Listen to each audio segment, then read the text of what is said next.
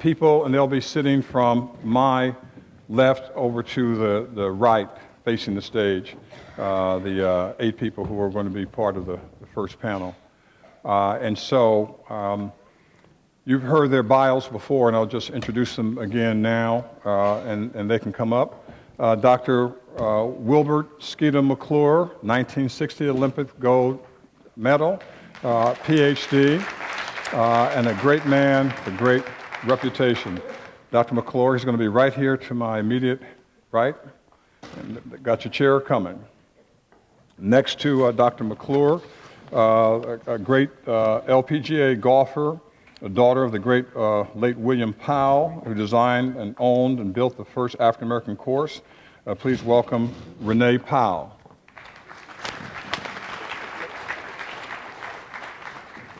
Our third panelist, who will be on both panels, a good friend, graduate of Stanford University, also has a master's in business administration and a law degree, is a professor at the Wharton School at the University of Pennsylvania. Please welcome Professor Ken Shropshire.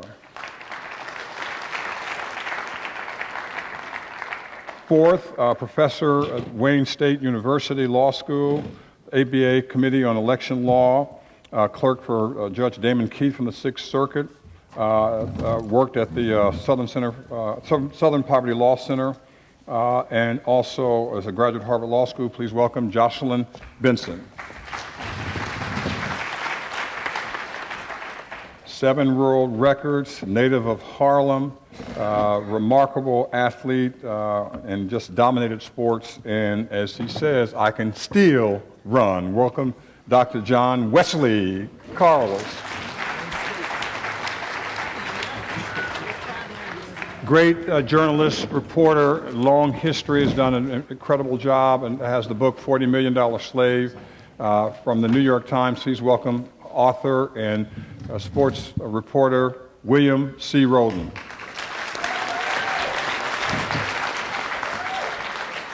And the father of the cause, someone who's been involved in this for a long, long time. It's not about your age. I'm not saying that, man. I don't want you to get mad at me. Knock me out, too. But just a wonderful, published, a mentor to just generations around the world. And we have copies of some of his material here as well. He'll talk about it a little bit now. Please welcome once again Dr. Harry Edwards, University of California, Berkeley.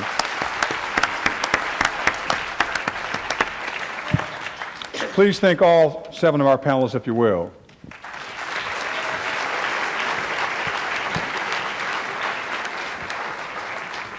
And let me start this, Ken, if I can, with an overview.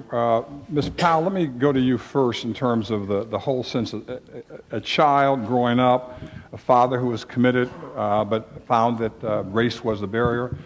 What helped you overcome that barrier and become one of the great golfers in your lifetime?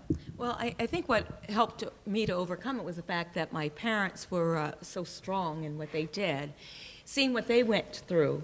And my dad started playing golf when he was 9, but then after he came back, continued to play after he came back from World War II, found out he still was not welcome at golf courses in Ohio, in the area where we lived in Canton. And so he found it very despicable being a World War II veteran, being African American, and wanted to provide an opportunity for all people, regardless of their race, their color, their religion. And so watching the strength of both my parents really gave me a lot of backbone. And they always encouraged me and said that there was nothing that I could not do. Well, there's nothing harder than golf. You're right. Right? You think it's not boxing, it's not basketball, right. It's not football, it's not track, it's not baseball. Why did he even pick golf? There were no known African-American players in golf at that time. No, well, you know what? He grew up in a town where their family was the only black family in that entire town. And today, one of his sisters is still the only adult African-American adult in that town. And you're not going to mention the town's name? I can. It's called Minerva, Ohio. and Don't go to. I didn't say that. I didn't say that. No, but you know what? But our family, but the Powell family was very, very well respected because they excelled in everything, in education and in sports. And so he discovered golf at the age of 9, and he and his older brother started the very first high school golf team that they ever had. They also started the first college golf team that Wilberforce ever had. Wow. And so there's so much history that a lot of people don't know, but it's just because he discovered this game. He was so fascinated by it. And then he fell in love with it at a very early age and decided to pass his love and his passion on to the entire family. So he taught our whole family how to play. And certainly when I came along, I ended up having to break barriers too, because actually Althea Gibson was the first person to play on the LPGA Tour, and then myself. But I know I used to get a lot of threat letters on my life when I was playing on the U.S. LPGA Tour. And how old were you? You were late teens, early? No, I was actually in I was 21 when I first went on tour. Wow. So, but I started playing tournaments when I was 12, and my parents were always there to help me break down barriers.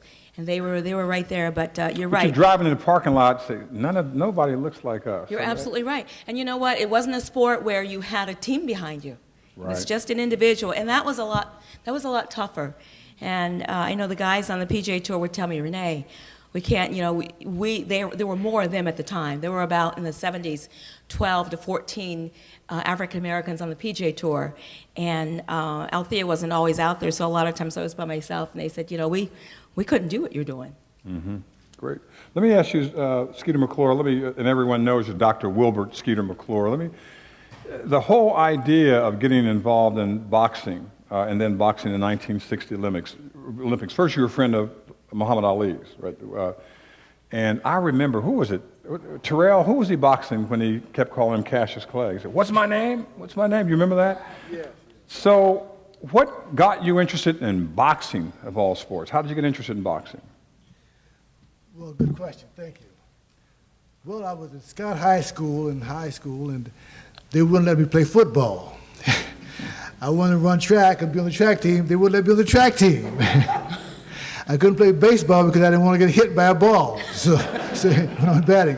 So I said, let me go to a boxing gym. So I went to a boxing gym, and I walked clear across the city of Toledo on the east side, and went up these steps, and the door opened, and I heard a boom, boom, boom, bing, bing, bing. I said, daggone, I like this place, And so I went there every day. I walked and walked and walked, and I would get a ride back home, and no one would pay any attention to me.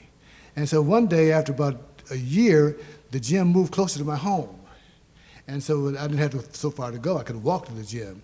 And I kept going and kept going and kept going, and watching and learning, and watching and learning. And over the years, I became very, very good at what I was doing. Now, how did you become good? Were you a good defensive boxer? Because if you get hit in the head, your career's over. Both. You doggone right. I'm blind as it is now, I think. But no, just joking. But no, it's fantastic. You got offense and you got defense, and being a scholarly academic kind of thinker, in those days, I broke those out into categories, and no one had it out there in the books and the textbooks and so forth. And so what it is like there are ways to not get hit by any punch anybody can throw to you. I mean, there's a way to not get hit by you. What is the way? Because I haven't discovered it. It's money is the first way. Oh, okay. Here, take this money. Oh, don't hit me. Please don't hit me. I got you. Oh, I can do that. So it's difficult to do that in the ring in the third round, right. Of course, But no one had written about this, but I just categorized it, because I was sort of like academic, and the offensive things and the defensive things, and practice. And I tell people, young men, especially young men, it's like when they're teenagers, don't expect to be good right away. Mm-hmm. And it took me like 3 years to get good.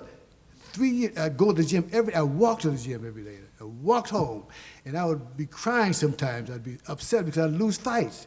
I'm an amateur, okay? And I know one day I came home, one evening, and I lost again. And my mother and father, had held what I call the dining room table meeting. Uh-oh. And they suggested I quit.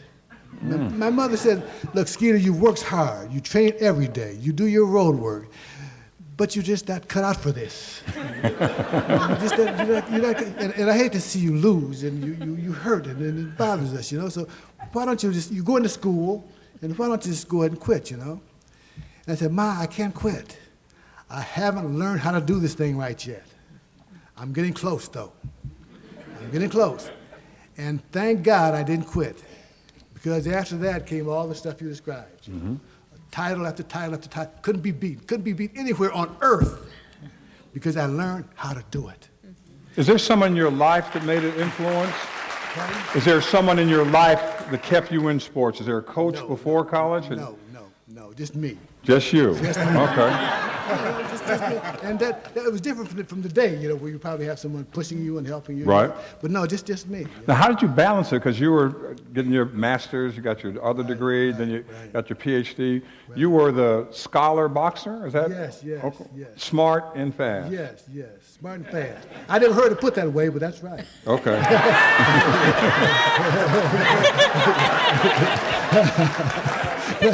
Thank you. And so what it is like when I talk to schools, you know, to kids, you know, young men and young women, you know, like, don't expect to be good right off the bat. It took me a long time. It took a lot of men a long time. Whatever sport it is, it takes time to develop it. And you have to look at it, introspect, and find yourself some help. And so what I did just what I did, and I began to win and win and win. And for every category of boxer that I could meet, I had a solution for it before I met him. Let's talk about money for a second. I'm going to go to William Rote in a minute. How much money were you making in professional fights after 1960? Gold medal, were you making any money? No. We didn't make any money. No, make any money. Not in those days. No. So that's that. I started. No, I can't do that. Go ahead. No, hell no. No, go ahead. We're going to come back to this. I want to talk about money. Please, thanks our guest, great Skeeter McClure, great boxer. Thank you very much. And I want to say, I've been in a lot of programs over the years. This man is awesome. Yeah. He is so good. You're really so good. And I appreciate it. Thank you. Let me go to William Rote, and I'm going to come back to Professor Benson in just a second. Bill Rote, let me ask you, the book is remarkable, $40 Million Slave, and the title grabs you as it is. Thank you. So as someone who studied sports and wrote about a lot of sports over the years, you wrote about these Olympics and about the 40th anniversary of Title IX. So what is, people who haven't read it and can get it before they leave, and there are other books, I want to talk about that as well, $40 Million Slave, that's a very bold title to have in the book. What are you trying to say? Basically, the book is about, and sort of my career, my life really as an African American is about power. It's power and how to get it and how to use it. It's funny, I just bought a ThinkPad. I bought one for myself. I just kind of came into the 21st century, so I bought a ThinkPad. But so the point is, so this thing, my brother, he's in Germany, and so this thing, this little machine can connect you to everything. It can connect you to somebody in Germany. It can connect you instantaneously. It can do all these things, right? And I said, man, this is a great machine. So of course, on the way up, I ran out of power. So I've got this great machine that can communicate me with my brother. It can write my notes. It can help me do my books. It can do my project. But I was out of power. And I realized if you don't have power, then it doesn't really matter what kind of device you've got. So if you don't have power, so I'm making it so now, we're in the NBA. NBA is, the number is, 80% African American, NFL, 70% something African American. But again, if you don't have power, it's basically meaningless, and what that power allows. So what does it mean? So you've got this device. So what do we have to do? So I got this device that's wonderful, but it doesn't have any power. So what do I have to do? I got to plug it in, and I've got to recharge. Well, that's been our history as a people, is that we recharge. When I was 18 years old, I recharged through Carlos and Smith and Edwards. Because I was 18, I said, wow, these cats are doing something who are a little older than me, who I would even imagine doing that. Well, I was replugged. I got power from that. And that's kind of been our history. So I realized in this whole concept of 40 minute slaves, you've got this, you know, we watched Jesse Owens and that kind of stuff. Well, where we are as a people and as let's say an industry athlete, those guys couldn't even imagine that what they were doing at 36 would get to this point. Yep. They did, but the point though is that I think that those guys had a particular, and women had a particular type of consciousness, but not a whole lot of potential power. Mm-hmm. Now we've got some of the most visible, some of the most wealthiest athletes on the planet, but the concept of how to use collective power and that kind of is sort of a hazy concept. So I wanted to write a book that basically did a couple of things that I thought we needed to have a timeout. You know, we've all done athletic team, you know, sometimes you need a timeout in a team meeting. And I wanted to go back a little history because the more you know about your roots, the more you know about where you came from, the more powerful you become. And I just found out a lot of young guys, it's nobody's fault. I mean, I think somebody had to tell us. But a lot of these guys don't really have a sense of history that this stuff goes way, way back. A is bigger than you and it's deeper than you. And I really found out that a lot of guys, as they've read, they've come up as a man, you know, wow, I had no idea that I've actually got a legacy. Now, when you know that you've got something to defend, and you know that you're just part of a river, and that river goes, you're part of it, and it goes forward, now your whole thinking changes. And I just say one last, remember, I used to be a jazz critic, the Baltimore Sun. I remember I was having a conversation with Max Roach, and we were talking about Charlie Parker, because I was just fascinated about Bird. I mean, I couldn't hear enough about Bird. But one of the things is that, you know, what a lot of people remember about Bird was what? His addiction. Drugs. That became the thing, his addiction.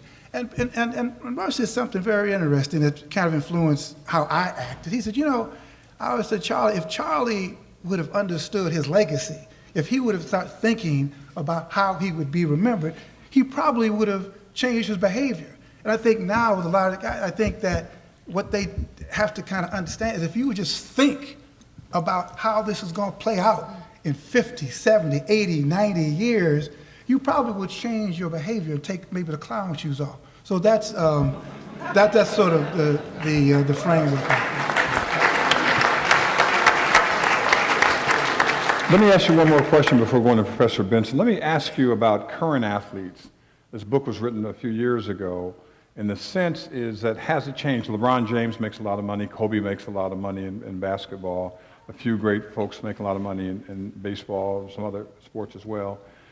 But there are a lot of folks who are on playgrounds right now, who are out in fields right now, who are saying, I'm going to be the next Michael Jordan. Right. I'm going to be the next Tiger Woods. I'm going to be next Serena or Venus. The whole sense that they've got to make because they've got some talent. Right.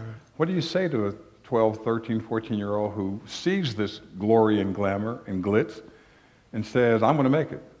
What's the prospect look like? Yeah, well, I mean, you go to class too. I mean, I don't, you know, I think that it's fine to dream. I mean, we all have a dream. I mean, if you would have told me, we played a football game, my first trip to New York, I played football at Morgan State. And so our first football game was at Yankee Stadium. I'm like, I hadn't even turned 18 yet, you know. And so, yeah, it was a great game and all that kind of stuff. And it turns out that now, how many years later, I live right across the street from Yankee Stadium. But if you would have told me, you know, that in Bill in 40 whatever year you would have worked at Ebony Magazine, you would have worked at the Afro, you would have worked at the Baltimore Sun, you would have been at the New York Times for 30 years, you'd be a columnist. I probably told you, man, you got to be out of your mind. But so I think the dream is fine. If you want to be Serena, if you want to be Jesse Owens, if you want to be Cosmo, the dream is fine. But I think that you got to prepare for plan B, plan C. And I think what's happened to our kids a lot is that they've been so focused on this treadmill because they're benefiting other people financially. They said, we just want you to focus on, and even your dream, we want you to focus on our dream, you know. But they're kids, so they don't know. So I think that I would tell kids, I think it's wonderful to want to be a Serena, to want to be, you know, Renee or whomever. That's wonderful. But like Skeeter said, number one, you got to put in the work.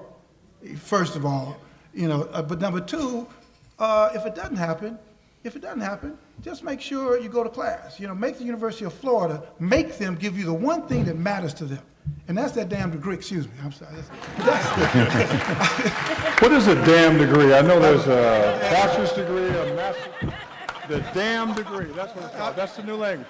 I want my damn degree. I'm a sports writer. So I got you. I hear you.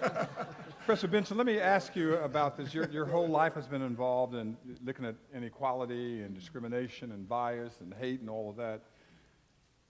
In your sense, as someone who writes about it and who talks about it and who teaches about it, we see now, like, you look at the Olympics, you see all this diversity in Europe and in the United States and all of that, but are we there yet?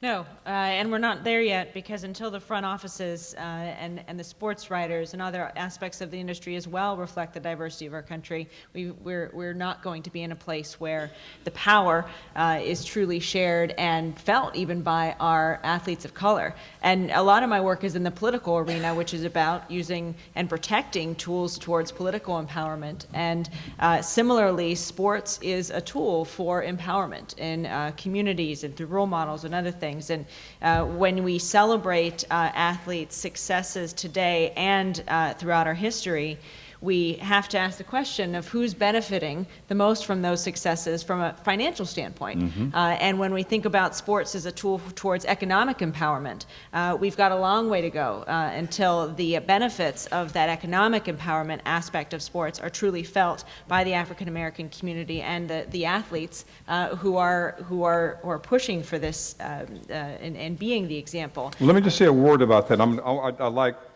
Harry Everett and John Carlos and Ken Shropshire to think about this question as well, because now the National Football League has this practice that before you hire anybody new, you have to interview. I mean, almost football versus baseball, you have to interview an African American. The question is that substantive? I'm not going to put another word in your mouth. Is that a substantive? Now you can see, at least everybody's going to look at a black coach in professional sports. Is that real? Does that matter? That's gotten us a little bit closer to the goal of ensuring clear empowerment and access to power through sports. But the owners and the owners of the teams still oftentimes make the final call and the final decision of who's hired. And so you can also see that in baseball, where there's a decrease, actually a stark decrease in African Americans playing baseball now. We're at 8% of athletes who are African American who play Major League Baseball. It's the lowest since Jackie Robinson began in 1947. 10 Major League Baseball teams had no African Americans on open. But we've got folks from Dominican Republic, we've got folks from Costa Rica, people from Panama. They're black, right? But at the same time, what is that saying, though? Well, we're seeing a drop in players, in part because we need to see an increase in being proactive in recruiting and training our African American youth to look into all the different types of sports that are available. And so, to me, you need ownership of the teams to be diverse, and that is also that's to me the only way we can ensure that the managers, the GMs, the front office, and the players themselves are both fully empowered and fully diverse. It's also interesting. I think there are no women umpires or referees in football. There's a couple in basketball, right? Are there any in baseball?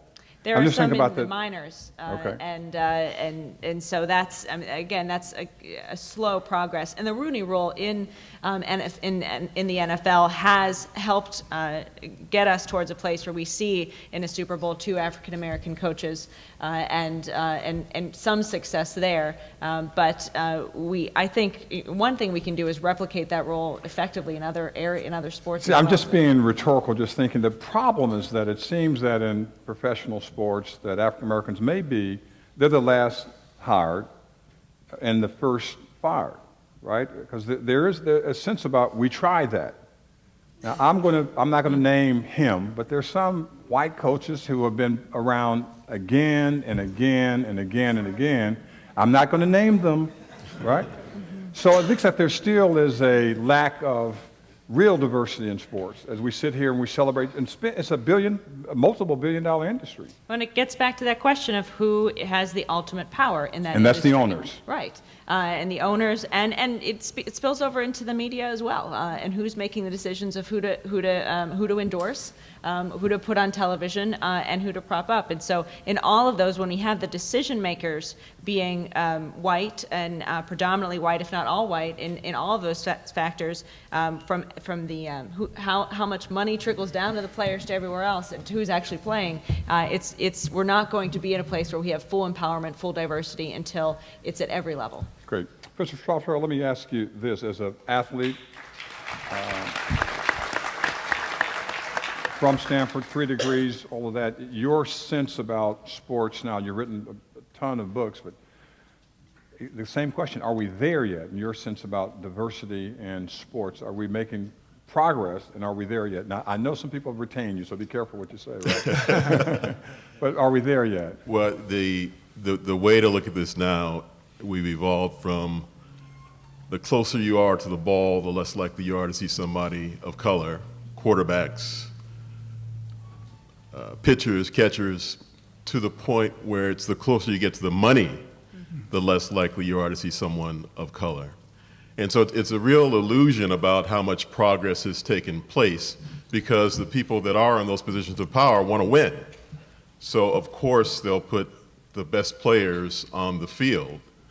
And the idea of who runs the games now is completely different. If you think of the Dodgers being purchased for $2.1 billion, I mean, first of all, what people of color have the wherewithal to play at that level? But you have to go back to, as Bill was pointing out, historically, the early 80s, Donald Sterling buys the LA Clippers for about $3 million.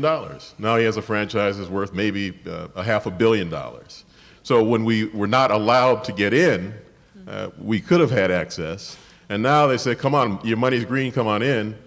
We don't have it. We don't have it at that level. So it's a bigger economic issue that's problematic. It's a bigger economic issue that has suppressed us and will suppress us in sports. And I would say, I mean, I think it's important to put it out there, that the focus on sports for us is not what we should be doing. I mean, not only should it not be a plan A, it probably shouldn't be B or C. There is, and I say this with a level of guilt of being involved in this all my life, and some mornings waking up saying, why am I doing this? There's so many things that are more important than sport, but I think the reality we have to face is that it captures so much of us. It's 17 days of the Olympics and all this attention that was paid to it.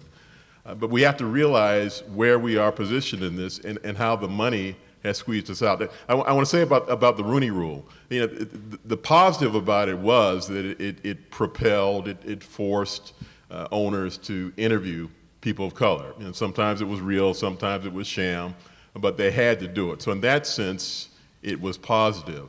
And the idea of it going to other levels for GMs and other levels of power in the game, that's important too. But in the end, it does not address the economic issue. It does not get us to a point of real power, as Bill pointed out, which in some ways you look at it, and I know Professor Edwards will talk about this, you think about a golden age of black participation in sport. It never happened, and unfortunately, I don't think it ever will at a level of anticipation that we've had for so many other things. There's not a glory day that's ahead. So I don't mean to be the doomsayer, but our position in sport is pretty much what it is. And the idea that a few of us are playing baseball, I don't care. It doesn't make any difference. And I would hope that if we go from 30 down to 8%, I would hope that the efforts will be made to find something else for that other 22% to do, other than trying to figure out how do we get them back in baseball, because that's certainly not the place we should be positioning and try to cast our lot for success in the future. Let me ask you a related question. You said that coaches and owners want to put the best players on the field, right? So I'm not going to mention Stanford by name, but both of us went to a university in California, a great university, great academic university, and had a great football team. I can't remember an African American who was a high school quarterback, excellent high school All-American quarterback, who was a quarterback at their university. They became receivers. That tells you something too.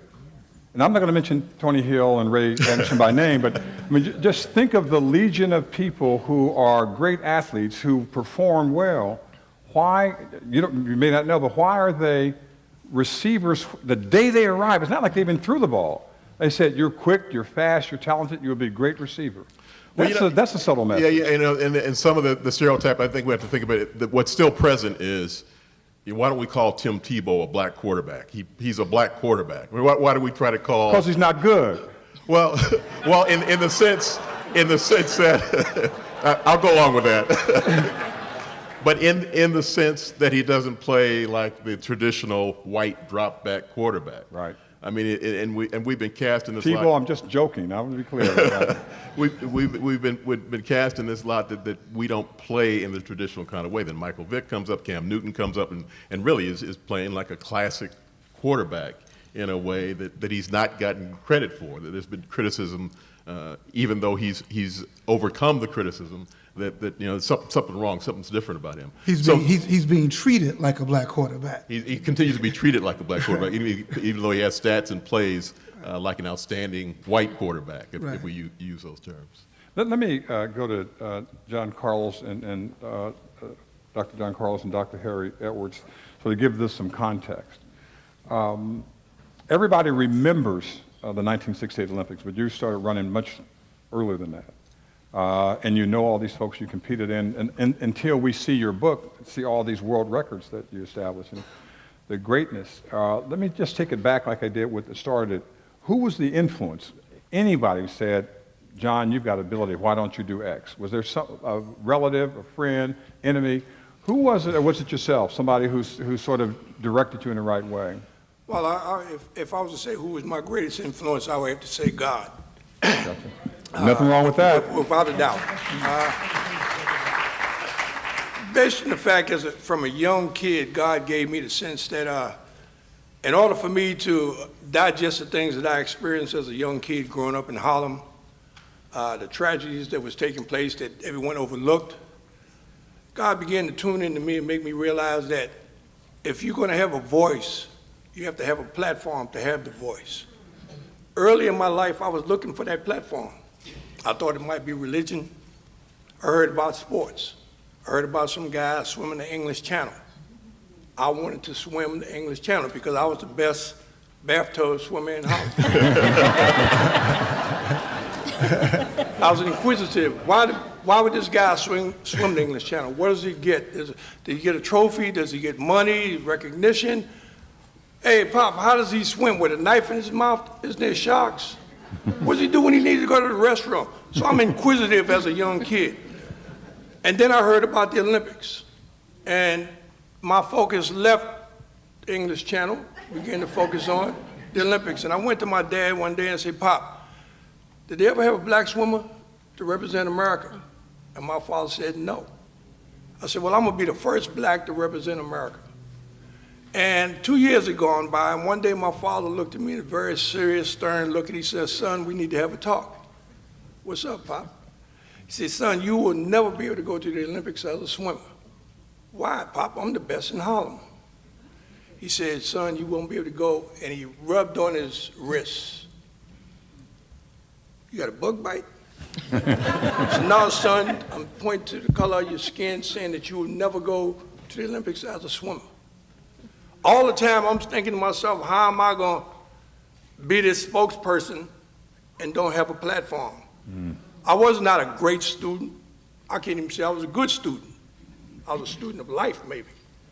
And when they told me that I couldn't go to the Olympics as a swimmer, merely because of the color of my skin, then I began to look at what was happening in my community, the various agencies. In the fire department, there was no black firemen. In Harlem? In Harlem. Wow. If it wasn't none in Harlem, it wasn't none in New York. So then you sit back, it was 2 black detectives in New York, which incidentally turned me on to track and field.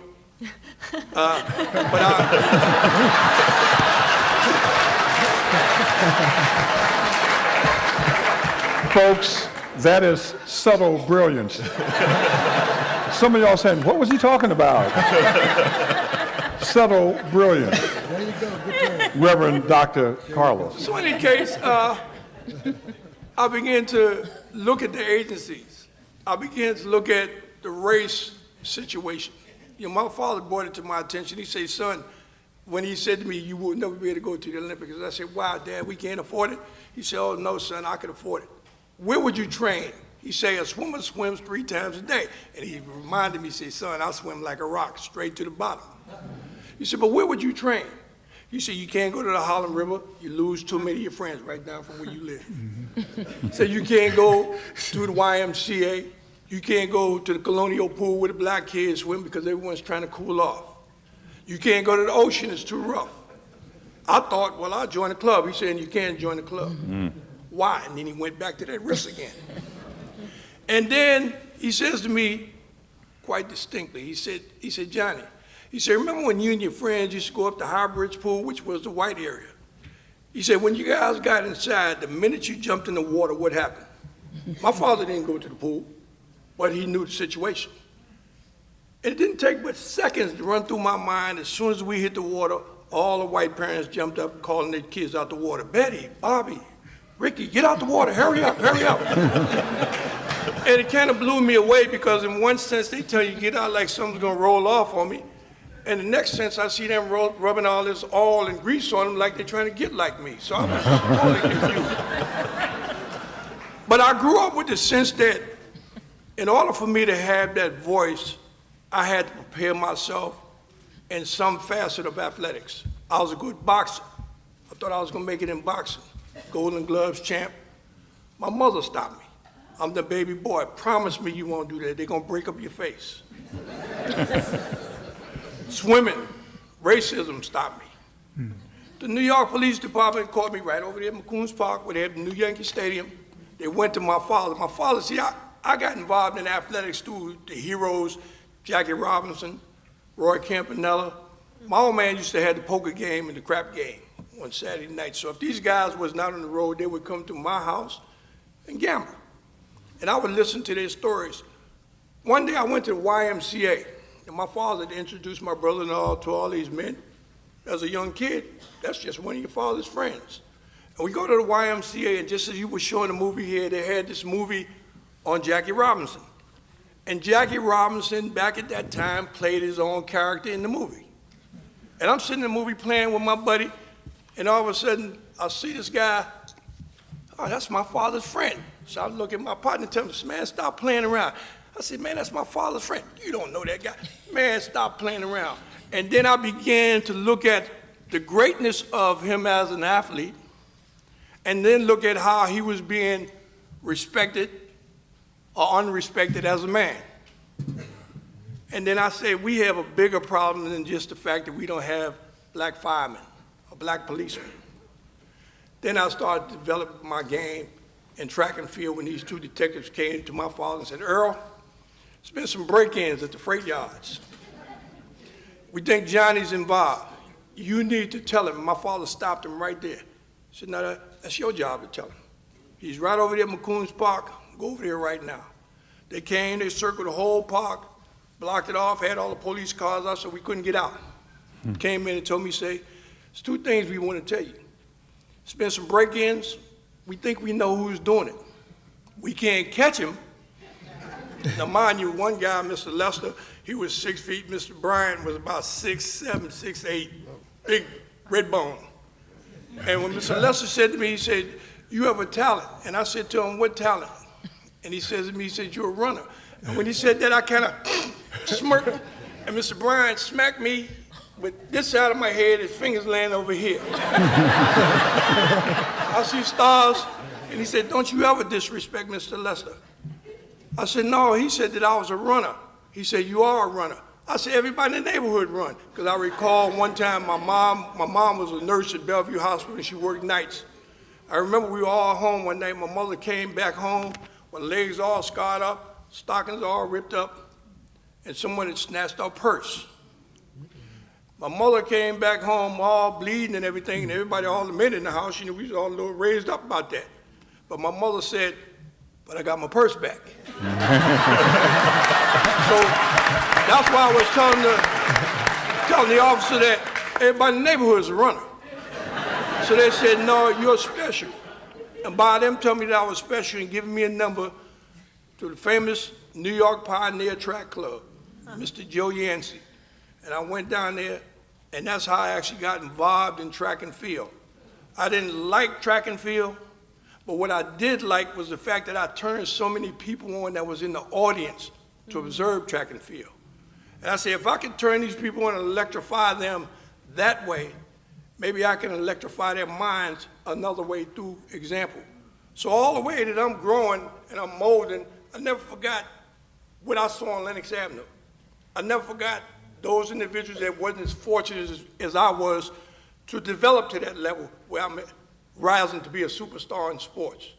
I felt it was so many that was far greater than me, talent-wise, educationally, that went down because of lack of education, or lack of money, or infiltration of drugs, or non-concern by the powers to be.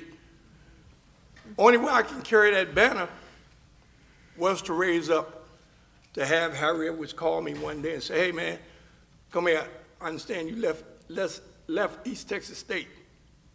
I can help you get into San Jose State. And when I got down there, I fell in love with that big bald head guy there.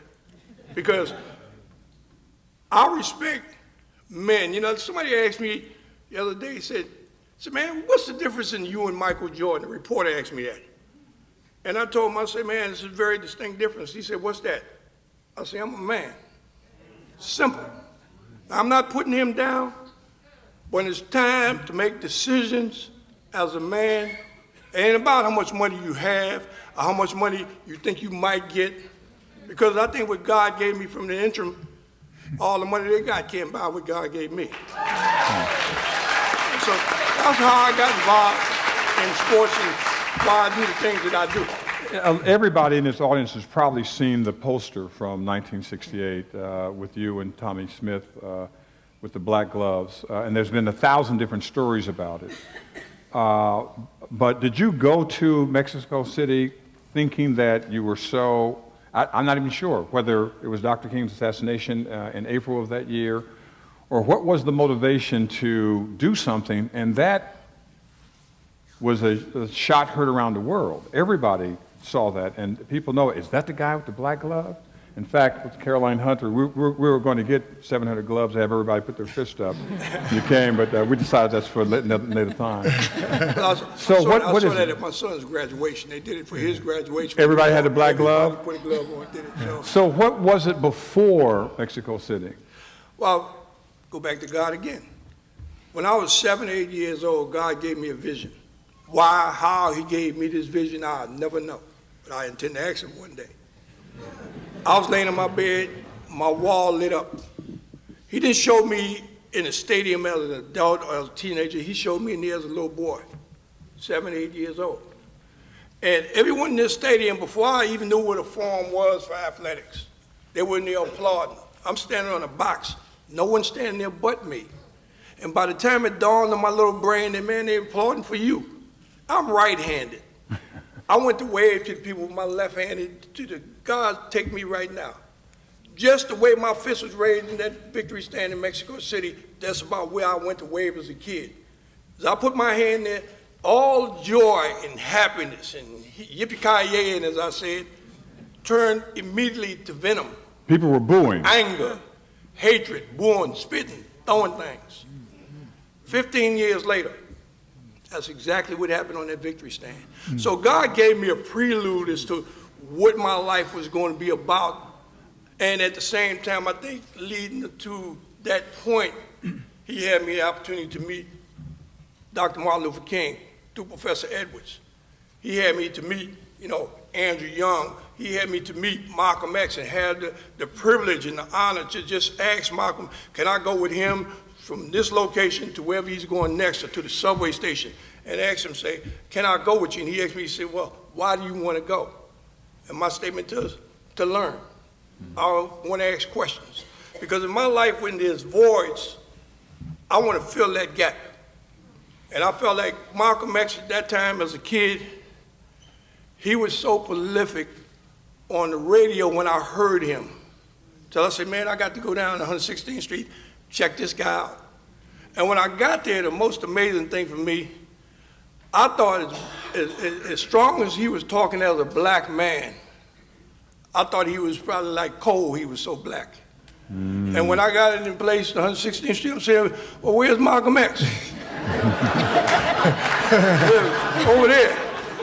Over there where? The light-skinned guy with the glasses. I said, man, that can't be Malcolm X. But when I heard him to give his dialect, man, I was blown away. Because it's not too many people other than in my life and time to go to Abyssinia Baptist Church and hear Adam Clayton Powell stand up and say, keep the faith. Regardless of what he said in the sermon, it always triggered at the end of the sermon, he said to the people, keep the faith. And that alluded to me that he was telling us, yeah, we know we're going through a struggle. We know we're going through hell on this earth. But don't give up. Stay in there. You know, so God hooked me up all the way to that victory stand. The first thing I said when I got off the victory stand was, shackles are broken away from John Collins forever. They will never put me in my mind in shackles again. And that's pretty much what I try and exude when I move around, the way I carry myself, the way I mingle with people, because I want them to have something that's going to rub off to make them say, man, something about that guy. I feel like I left something for all of them. And I've always had the posture in life that if I have something to give to someone, I'm going to give it to you.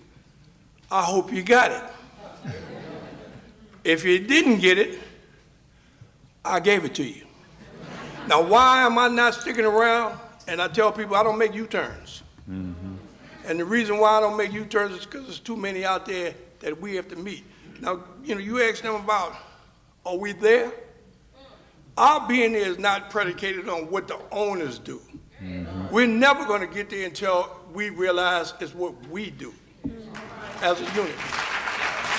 And we've always been fragmented. You sit back, you look at everybody can come together, but we're still fragmented. And as long as we're fragmented, we can't get together and say, man, let's put your differences on the side, let's put your differences on the side, and let's settle the equation. Everybody do that but us. You know, you go to football, you go to baseball, you go to basketball, and you remember when it was a few $100,000, few $100 million. Now it's billions of dollars. But then you sit back and you say, within that $1 billion syndrome, how many black athletes truly know their worth? Very few of them know what their value is.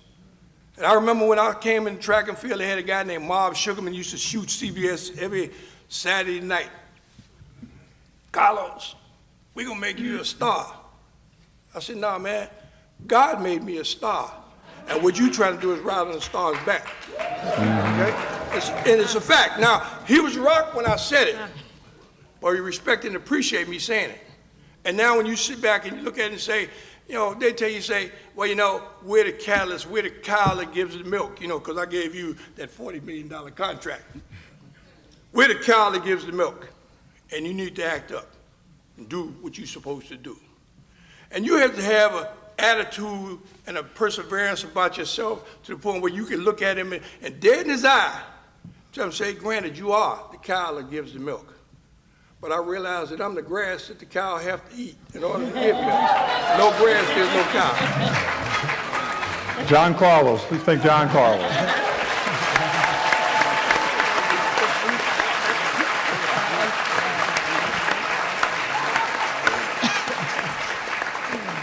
I wanted to save Dr. Harry Edwards for last because he's done so much for so long, and he's still doing it, which makes an enormous amount of difference. And writing with passion, dedicated with conviction. And I remember you were talking to folks in the 60s and 70s about, you know, sports may be a way, but it's not the right way. You need to get an education. And I'm trying to figure out what motivated you to be what you were, the outspoken critic of folks who were the $40 million slaves, as opposed to folks who were thinking about the idea of getting an education and doing something for themselves? Sheer, unadulterated stubbornness and meanness. I just decided that I wasn't going to go the way that the program had set up for me. I think that it's something that my good friend Louis Lomax told me at one time. He said there's a X factor that always kicks in as far as an individual is concerned, and oftentimes they are not even aware of why they would decide to take a Woodrow Wilson Fellowship to Cornell as opposed to playing football with Minnesota, why they became a student, and so forth. He said there are two ships on the same ocean blown by the same wind take off in different directions. There's an X factor, and if you ask me why, the closest I can come to it is that I was just too stubborn and at some level too mean to do what was expected of me. It just didn't feel right. Let me see if I can kind of move things in a slightly different direction, because I think it's important that we begin to really understand what we're dealing with in the 21st century. As you listen to these great athletes up here, as you listen to these great thinkers, as you look at their contributions and the things that they have done, it's very easy to slip off into asking 20th century questions in attempting to address 21st century issues and challenges. I want to kind of look at the 21st century and what we're actually dealing with. The question of progress came up. Where are we in terms of our progress in sports? Progress is a lot like profit. It depends upon who's keeping the books. We have not gotten to the place at this point that we are keeping the books. So anytime that I hear somebody talk about how much profit, progress we've made, I'm always looking first to determine who's keeping the books. To give you an example, a question was raised about quarterbacks, how they are not treated as other quarterbacks. If you're black, you don't get the credit for being a quarterback that other quarterbacks get, whether you're Cam Newton or Michael Vick. They ran McNabb virtually out of the game thanks to Rush Limbaugh and so forth and so on. We have to understand how we got the quarterback position to begin with. We were not brought into the quarterback position because of a sea change in racial attitudes in the National Football League. We were brought into the quarterback position for the same reason that Jackie Robinson was brought into baseball. Jackie Robinson wasn't brought in as a consequence of brotherhood. It was a business move. After World War II, there was a manpower shortage. They got tired of one-legged pitchers and shot up first baseman and looked over at the Negro Leagues and saw all that talent. But more than that, they saw those Negro dollars. And Branch Rickey was smart enough to say, you know what, gentlemen's agreement be damned. We're in business to make money. And so they raided the Negro Leagues, not for the front office personnel or the owners or the managers or the trainers or the doctors. They rated them for the players in the same sense that the traditionally white colleges after integration rated the black colleges and the black community for the players. And they rated us principally in the revenue-producing sports of basketball and football and track and field because of its Olympic connection and the fact that 86% of America's Olympic contingent comes out of NC2A Division I schools. So they brought us in track and field, they brought us in basketball, they brought us in football. They didn't even bring us in baseball, even though, because baseball at the collegiate level is not a revenue-producing sport. These are business arrangements. These have nothing to do with brotherhood. That's what they put out there because it sounds a hell of a lot better than we can exploit you, so we're bringing you in. The quarterback position in the National Football League is another example of that at the collegiate level. It's another example of that. The black quarterback at one time was kept out of the position ostensibly because he's an athlete. He's not a quarterback. He doesn't have pocket skills and so forth. Well, when they began in the late 1980s to pay these quarterbacks $40 and $50 million to play that position because it became essentially a passing game, a quarterback game. They had to do something when the defenses changed to counter that. So you had all of a sudden these $40 and $50 million quarterbacks spending half the season on the injured reserve as a result of being sacked, hit, pummeled, driven into the ground, and so forth by 300-pound defensive ends and linebackers with 4.4 speed like Lawrence Taylor. So when we look at the situation, all of a sudden, the athletic skill, what they now call escapability, that the black athlete had became an asset. So all of a sudden you begin to get black athletes so at the quarterback position. So I'm not surprised that they're not being treated like a standard pocket quarterback. Tom Brady is treated differently than Cam Newton, and is going to be treated different than Cam Newton because Cam Newton came about not as a result of a sea change in racial values in the NFL. Cam Newton is there because of Lawrence Taylor and Charles Haley and Reggie White and Richard Dent and Chris Dolman and Ricky Jackson. In other words, Lawrence Taylor and Charles Haley and that group gave us the black quarterback just as surely as the lion gave the antelope his speed.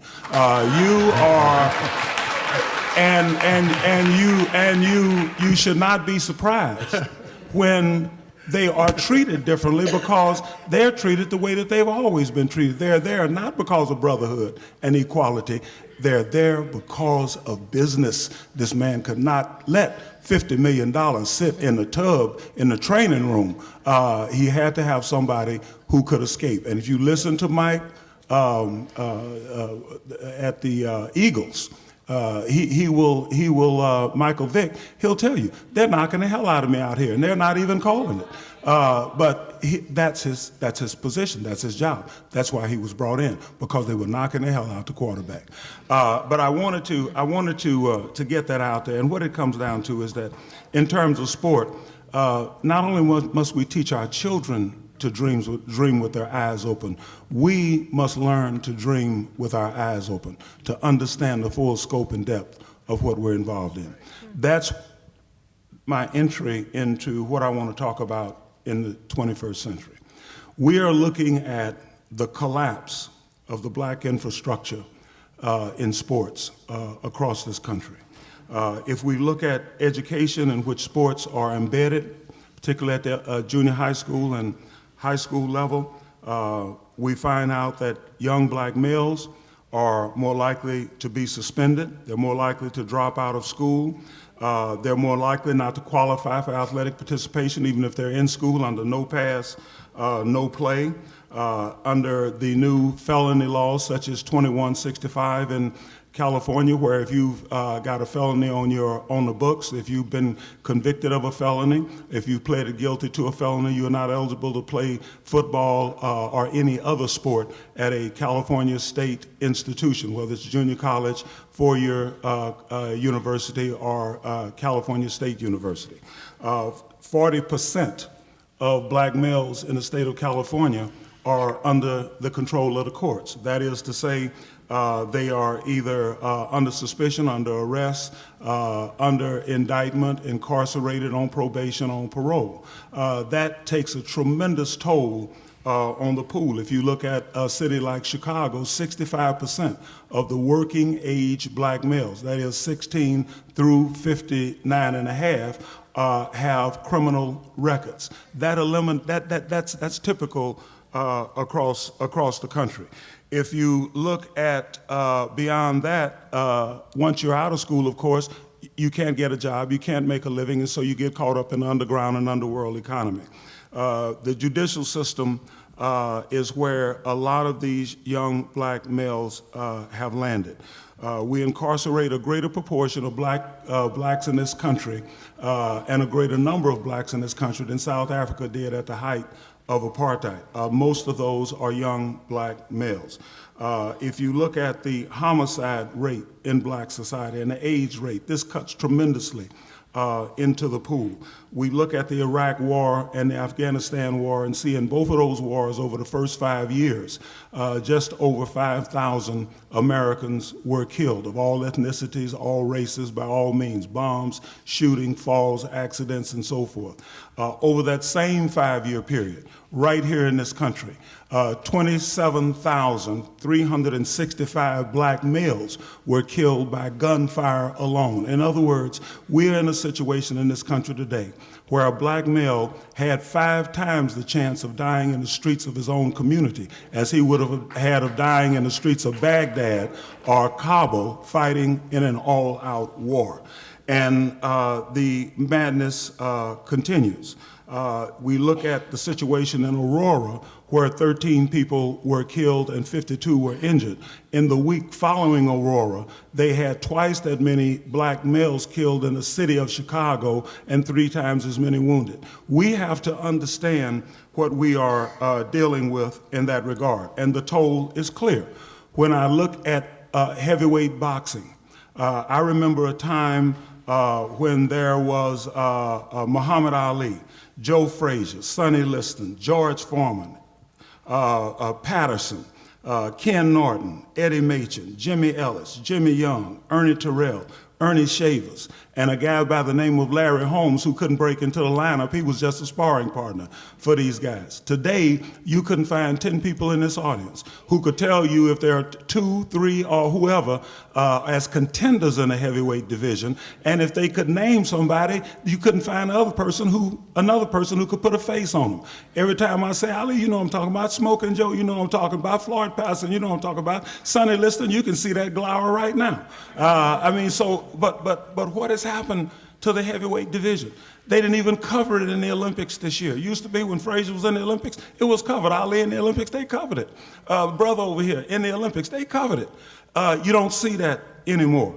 You look at basketball, it's 1/4 foreign born. And I'm not talking about people who are taking up space on a bench. I'm talking about Nowitzki, a German. I'm talking about Nash, 2-time MVP, a Canadian. Hell, even Kobe was raised in Italy. I mean, so you look at football. And so it's not an issue of these players moving away from baseball, going to another sport. You look at football. I mean, how many times do you turn on the TV, you look at the New York Giants, how many players with African background, first and second generation Africans, Nigerians, from the Cameroons, from Ghana in this country? I mean, what is an Ndamukong Suh? I mean, this thing is changing. Everything is becoming globalized. You look at baseball, as the brother said, in 1973, 23% of Major League Baseball was black. Today it's 8.1%, and by next year it's projected that it'll be less than 7%. This is because we are jailing, burying, and disqualifying our black athlete pool. Now, some statement was made, well, I'm not interested in blacks being in baseball. I don't care about those numbers. Well, I'm not a baseball fan. I mean, I'm not a sports fan. I've always taken my sports more seriously than that. Sports is for fanatics, somebody who's unthinkingly loyal and dedicated. I've always taken my sports more seriously than that, so I'm not a sports fan. So I can understand the sentiment, I don't care what happens to baseball. But the important thing, and the point that I want to make, is that what is happening in sports, the fact that we are losing ground, and there's never been a people who lost ground in sports who ever gained it back. The Irish who dominated boxing when Dempsey was boxing, they never made it back. The Italians who dominated boxing when Raging Bull was fighting and Marciano was fighting, they lost that hold, they never made it back. We will never regain the ground that we have lost. That is the historical record. But more important, this says something about what's happening to us as a people. If we are to the point that they don't need African American men in baseball, then what about African American men in society?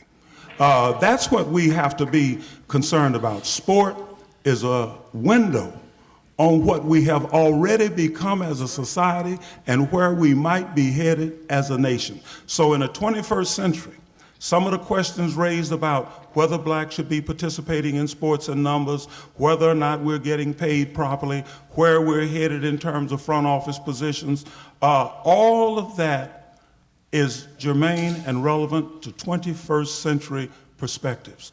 What we are looking at now is whether there's a role at any level for blacks African Americans in sport.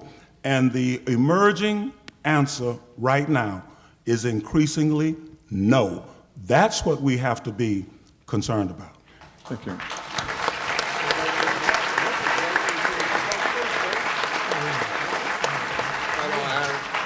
Dr. Evers, let me ask you one final question as we're about to end. Professor Shropshire, in a sense, said 23% to 8%, 7% in baseball. I don't care, forget about it. It's a waste of our talent. I can't tell whether your view is that we're wasting our time in sports, forget about it, or it's that we're being treated in a discriminate way and we should take over and have more people in sports. What is it in 21st century?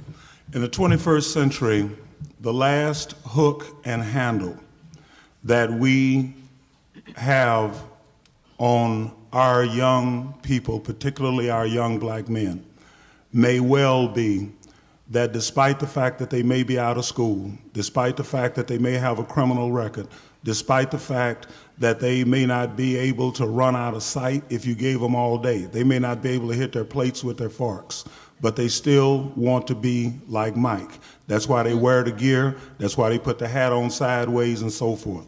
We have to understand the attractiveness of sport and utilize that in order to regain some influence with our young people. They're not in school. Oftentimes, they don't go to church. They have no aspirations, in many instances, to become involved in the mainstream economy. This is why so many of them have traded team colors for game colors. So what I'm saying is that anytime what might be the last hook and handle that you have on a generation of young people is being lost, you have to be concerned about regaining that. The fact that we're not losing out in these sports, boxing, baseball, basketball, even football. The most outstanding wide receivers in football for the last 2 or 3 years have been young white kids like Welker and others. I mean, that used to be, they wouldn't even look at a wide receiver if he was, like, I was sitting in a draft meeting at the 49ers and this little white kid came up. I said, hey, I talked to this kid. This is going to be a great kid. This kid can play for us. He could be a great wide receiver. At the time, we had Jerry Rice and John Taylor and a whole bunch of other guys who could start for somebody, couldn't get on the field at the 49ers. Coach looked up at me and said, hey, you might be right, but I'm going to tell you something. Anytime you have to put Harry Potter on the football field, you're in deep trouble. But now, Harry Potter is on the football field and playing without being suspended, without being caught up in all kind of madness, like slapping their mama around or beating their girlfriend. I mean, so we have to look at how we're losing ground here. Not that the participation in the sport is so critically important, but having that option and is important, and what not having that option says about where we are and what we are becoming as a people. And by the way, the athletes that black people have typically put on the field have come from the working classes and lower classes of black society. The middle class does not produce athletes. My kids grew up a lawyer, a doctor, and a computer software specialist. And I talked to my son about, why don't you go out and play basketball, play more basketball? He said, I don't want to play basketball. I want to own a basketball team. I don't want to be like Mike. I want to be like Bill Gates. So, I mean, the middle class does not produce athletes. But more than that, given what is happening to the working and lower classes of black society, we are becoming a separate people. The black middle class and the black working and lower classes are becoming different people, different language, different imagery, different lexicon, even though our fate, because of historical reality, our fates are still inextricably intertwined. But we have got to understand that there's a lot of work to do. And what is happening in sport is reflective of what is happening in traditional black communities. But more than that, it's reflective of where we are as a people and where we're headed unless we get a grip and begin to open our eyes to what's really going on. Dr. Edwards, thank you very much.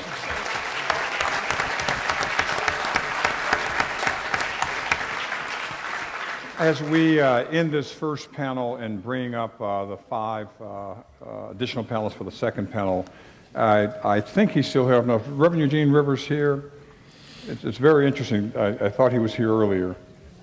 He's outside. Tell him to come inside. But he was on the panel 4 years ago. It speaks exactly what you're saying, Dr. Edwards, that people are forgetting not only the violence in the black community that's affected everything, education, sports, all economics, all areas, but the other side of it, a lot of it is black on black crime. And you're talking about Chicago, you know, it's a classic example when you see all these shootings. Yep. And it's not even the same as it was 20 years ago when we can say it's Worse. gangs. Yeah. These are neighborhoods. Yep. Right? Worse. Folks don't even think about neighborhoods, but that's a big part of it. And he said a very profound thing talking about President Obama to make us reminded. The question was, are we post-racial in America? And I'm hearing the answer is no. And he said then, in 2009, he said, folks, you know, we have 1 black man in the White House.